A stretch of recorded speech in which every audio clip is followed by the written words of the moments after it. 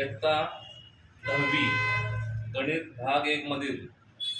Star एक्झाम्पलच्या मालिकेमध्ये पुढचं example आहे सराव संच 2.6 पान नंबर 52 गणित नंबर आहे 7 स्टार एक्झाम्पल आहे। आधी गणित पहा काय आहे। एका नदीत बोटीने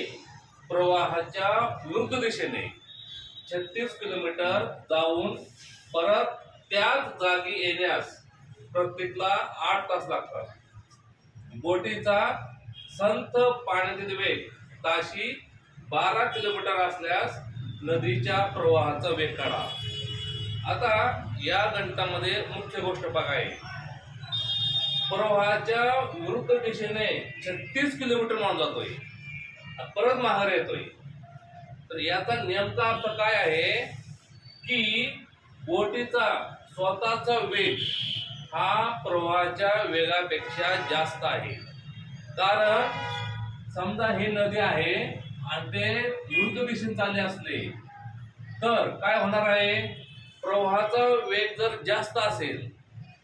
तर बोट पुढे जाऊ शकतच नाही। म्हणजे जास्त वेग कोणाचा आहे तर बोटीचा संथ पाण्यातील वेग हा 12 किलोमीटर आहे आणि हा प्रवाहाच्या वेगापेक्षा जास्त आहे। म्हणजे प्रवाहाचा वेग हा कमी आहे। मग आपण असं म्हणूया की नदीच्या प्रवाहाचा वेग ताशी x किलोमीटर मानू।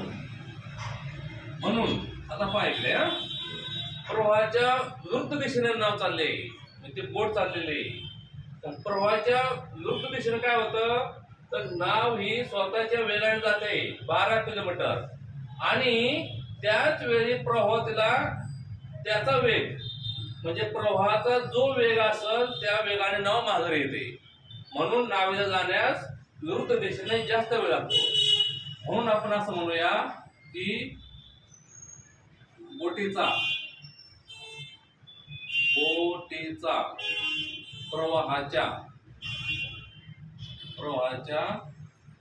विरुद्ध दिशेने वेग बरोबर 12 - x किलोमीटर दर तास। म्हणजे ताशी वेग काय आला 12 - x किलोमीटर। आणि बोटीचा प्रवाहाच्या दिशेने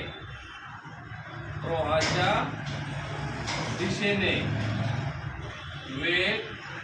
बरोबर किती असणार, प्रवाहाच्या दिशेने नाव पटपट पुढे जाते ती बोट पटपट जाणार। कारण का तर नावेचा स्वतःचा वेग अधिक प्रवाहाचा वेग तर एकत्र होतो म्हणजे एकत्र वेग होणार किलोमीटर दर तास। आणि अंतर किती आहे 36 किलोमीटर आहे 36 किलोमीटर। म्हणून आता पहा समीकरण आपलं हे माहिती आहे तर टोटल 8 तास आहेत। एकूण जाऊन आणि येऊन 8 तास आहेत। जायचा वेळ माहित नाही यायचा वेळ माहित नाही, एकूण वेळ किती 8 तास आहे। आता पहा वेळ कसा काढतात तर अंतर भागिले वेग। मग जाताना किती अंतर आहे 36, विरुद्ध दिशेने जाताना वेग किती आहे 12 - वेग म्हणजे 12 - x। म्हणजे हे जे उत्तर येईल ते काय असणार आहे विरुद्ध दिशेने गेल्यावर लागलेला वेग आहे आणि परत माघारी आला 36 भागिले 12 येताना काय होणार आहे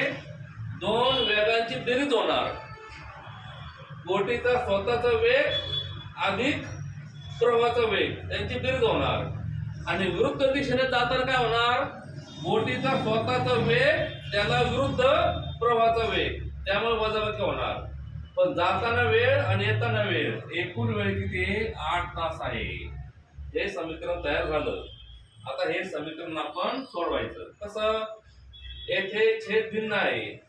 मग तिरकस गुणाकार होणार म्हणजे असं होणार 36 कंसात 12 - x अधिक 36 एक मिनिट तिरकस गुणाकार आधी ह्या दोघांचा करायचा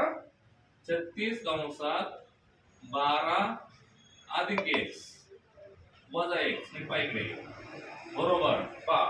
या दोघांचा गुणाकार करायचा 36 कंसात 12 अधिक x अधिक 36 कंसात 12 वजा x भागिले 12 वजा x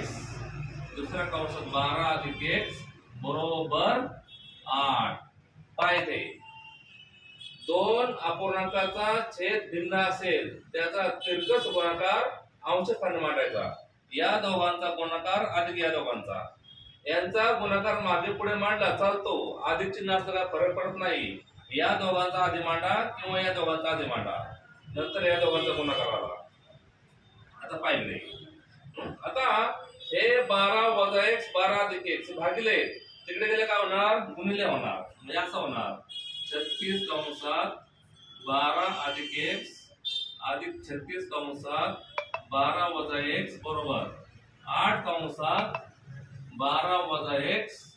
आणि 12 अधिक x आता आपण हे कंस सोडवायचे पहा 36 गुणिले 12 12 7 72 45 7 12 36 36 आणि 7 43 432 अधिक 36x अधिक परत 36 गुणिले 12 हेच उत्तर येणार 432 वजा 36x बरोबर 8 कंसात आता हे पहा 12 वजा x आहे 12 अधिक x आहे येथे आपण a वजा b a अधिक b या नियमाने a वर्ग वजा b वर्ग म्हणजे 144 वजा x वर्ग असं आपण डायरेक्ट लिहू शकतो किंवा गुणाकार करा 12 गुणिले 12 144 अधिक 12x वजा 12x वजा x वर्ग उत्तर तेच येणार आहे त्यामुळे काय फरक पडणार नाही म्हणून इथे पाहता हा 36x अधिक आहे हा वजा x आहे एकमेकांना हे निघून जाणार 432 अधिक 432 म्हणजे 864 बरोबर 8 कंसात 144 वजा x चा वर्ग आता पहा 8 हा गुणिले तो इकडे कसा होणार भागिले होणार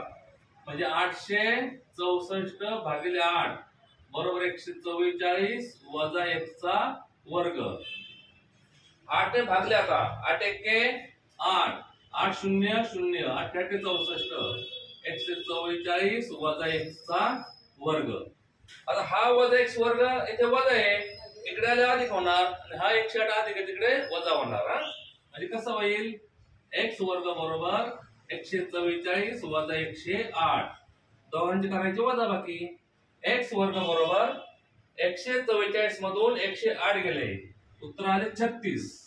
हा x चा वर्ग आहे वर्गमुळे घेऊन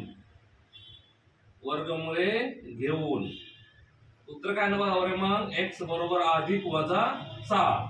अधिक वजा काय येतो तर कोणत्याही संख्येचं वर्गमूळ हे दोनदा असतं एकदा अधिक आणि एकदा वजा कारण अधिक 6 चा वर्ग पण 36 आहे वजाचा पण 36 आहे म्हणून उत्तर आलं x बरोबर 6 किंवा x बरोबर वजा 6 परंतु सांगा बरे त्या प्रवाहाचा वेग वजा होईल का नाही होणार त्यामुळे x वजा 6 हे अग्राह्य धरायचं ते लिहायचं परंतु x हा प्रवाहाचा वेग आहे